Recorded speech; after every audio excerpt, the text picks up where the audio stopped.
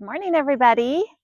I am at the beginning of the Pioneer Trail, and you can see the sign is a little old. And I'm in Holland, Iowa, which I've never heard of. And this is the Pioneer Trail, and it goes through Grundy Center and into Reinbeck.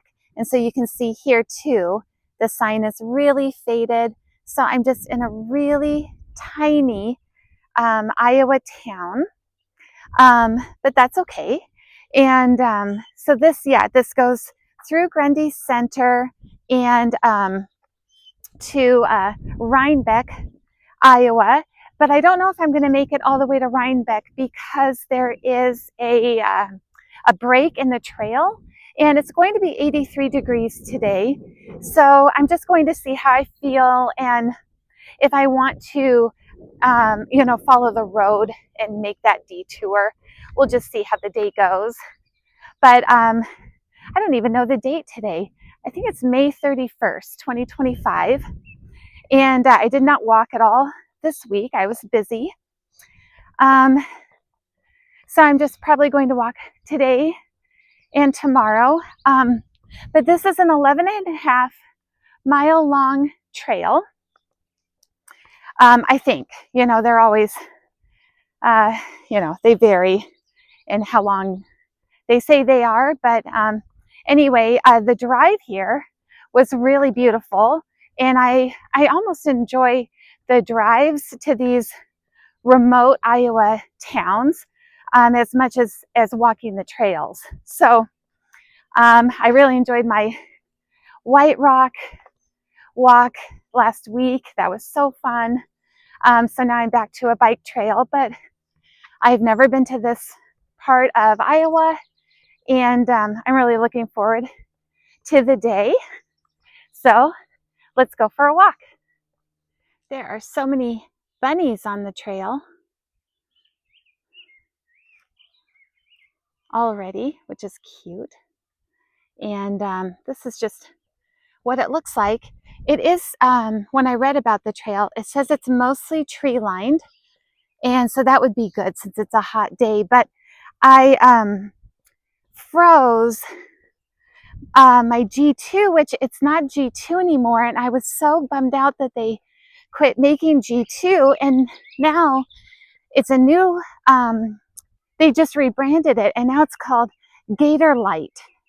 And so it's the same thing as G2. So for all of you who were so upset, as I was, about the lack of G2, now they've rebranded it and it's Gator Light. So anyway, I froze 2 bottles of Gator Light and 2 bottles of water. And so they'll be nice and cold and they'll just kind of melt as I do my walk. So that'll be nice. And hopefully I don't get dehydrated. I've only walked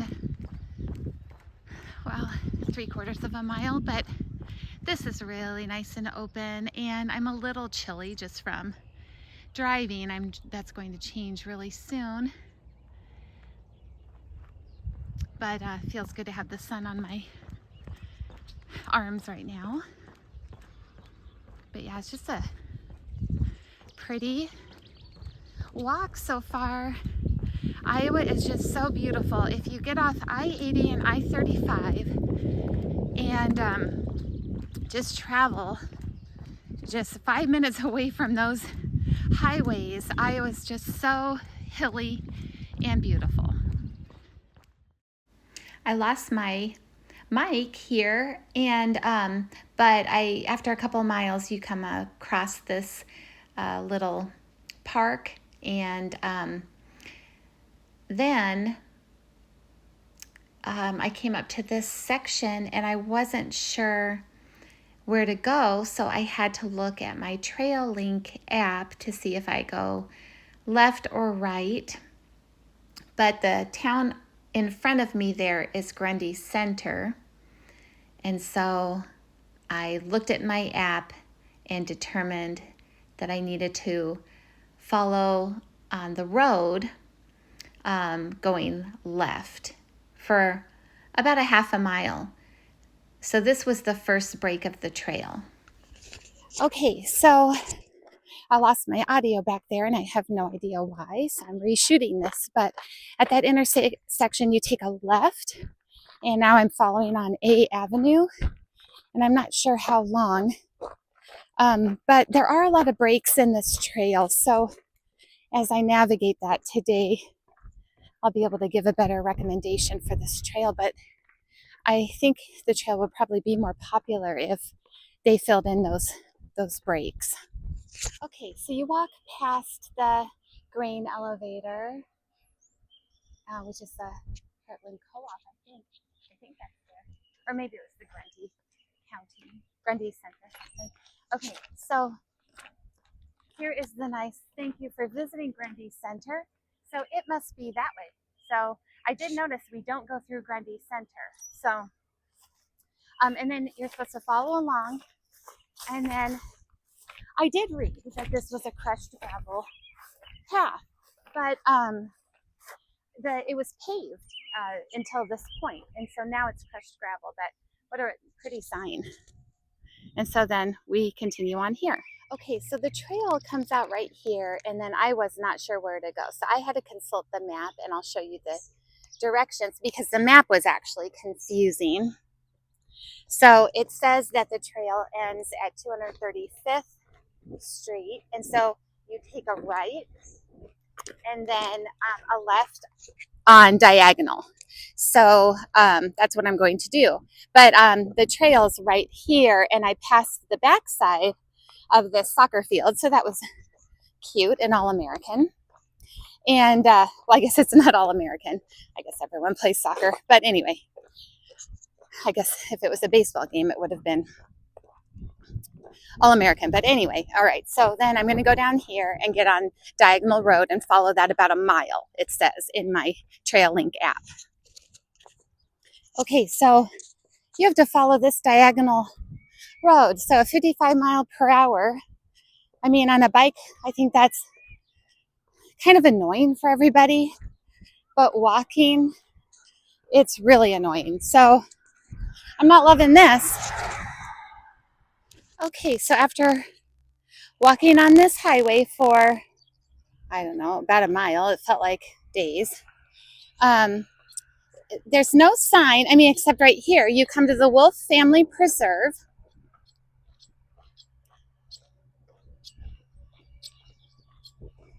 Who apparently doesn't let you walk through the preserve.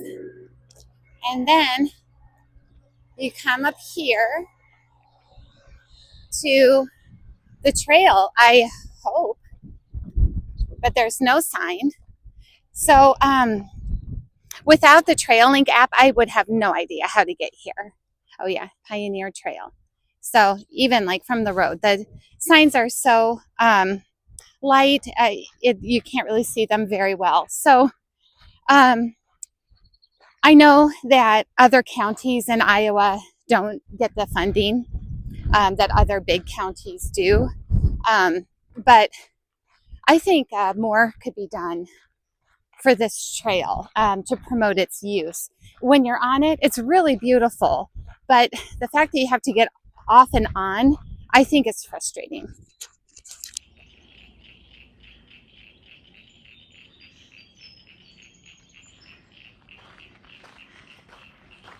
Noisy frogs in that pond, but see, you can see as soon as you get back on the trail, it's really beautiful. So I'm sure that that landowner doesn't want the trail to go through it, but I don't know, bribe them more, or see if a compromise can be worked out to continue the trail. And also, while I'm on, the topic, we don't always have to rely on our local and state and federal governments to give us money in order to improve our state. I think sometimes too we can petition business owners and local businesses to fund efforts that improve their community, because if they want people to live and work within the community and work at their establishments, there needs to be, you know, like benefits to living in these places, which is why a lot of people leave small towns to go experience the amenities of larger cities. So, you know, maybe private business people can think about putting that money, funneling that money back into their own communities. So this is kind of my view for most of this time. I think I've walked almost 2 hours, so, but I'm not walking very fast today. It's a little bit warmer and crushed gravel, and then I was on the road, so I don't know how far I've gone. I could check my app, but this is just a really simple rural trail. But I walked by a memorial park, and I thought that was really nice. So I don't know if I don't think it had bathrooms though, but it's a nice area. It's just feels kind of remote, and it's pretty exposed. I mean, it is tree lined, but the sun's pretty high. But I don't feel hot. I feel okay today, so that's good. This is pretty right here. Just a old bridge, and then it goes. I'm following along this road. Here, we'll go through here. And I don't really know what road that is, but it's just kind of a two-lane highway. So this part is really beautiful. It's tree lined. I'm coming into a town, but I'm not sure which town it is. But even though this is really pretty and it protects it like against the cars like that just went by, it like cuts down the breeze, so it feels hotter. But this property here, they planted 2 rows of trees to line their whole property. So that just looks so nice. Okay, so I'm coming into the town of Morrison, and I think on the map it showed that they have a golf course. So I don't know how many people live in this town, but I suppose people from Grundy Center would come and golf here, along with the residents here. But I think I see a little depot up here, so I'll take more footage when we get into the town. Okay, so you come in and you see Cooley Sanitation, Cooley Pumping. So apparently the Cooleys are a big family here. Now over there's Paul's Potties, and then there's porta potties here, but I don't think they're usable because they're crooked. And then, so yeah, this is Morrison. So you can see a little park over there. If you can see past the porta potties. And then the next town is Reinbeck, which is where the trail ends. So at some point, I'm going to have to take another detour to Reinbeck and follow the road. There's a sign there that you can see, the Grundy County Museum. So if you are so interested. And then there's porta potties over there at that park. So I might have to stop there on the way back maybe. Okay, so I got to the trail, which is over, or the end of the trail, which is here. I'm at a park. I don't remember what it's called, but it's kind of like right by a golf course, which is nice. I was on the phone, so I'll video the golf course on the way back. But here you have, so the trail's right here. It ends there. Okay. Then you have to walk on the road. You have to turn right. And then you have to take the diagonal again for a mile to Reinbeck. And I am just not going to do that. It is not fun to walk on a highway, and it's for a mile. So I don't even think that's really safe for me. And I've already gone 11 miles. So I think the trail's really about 12 and a half or so instead of 11. And maybe I've gone 11 and a half to this point, which I think I have. So anyway, see, all those people are turning onto that busy road. No way, I'm not walking that again. So anyway, so I'm going to stop here and turn around and go back. So here's the golf course. So it is really a beautiful area. All the grass is mowed so nicely. You can't really see a ton of the course, but so this is southeast of Grundy Center. So if you want to come find a different place to play golf, this looks like a really beautiful course. That roadside park does look like it has a restroom behind that divider there, just FYI. That little shelter right there at the end of the driveway are for little kids in Iowa winters when they have to go wait for the bus to come, and they have somewhere to shield them from the elements while they wait for the bus. So I don't know if everyone has those, so we have them all the time in the country in Iowa. So this is where the trail should go, but you can't go there. You have to go this way to go walk on the highway. But I am so tempted to walk that. I think I'm going to. See, they mow this. So if they mow it, it's obviously a path. And when I was walking on the road before, I saw like there's a bridge and everything. So maybe you can just keep going, but it's just a grassy trail for a little bit. So we'll see. Okay, so that was just a big long detour.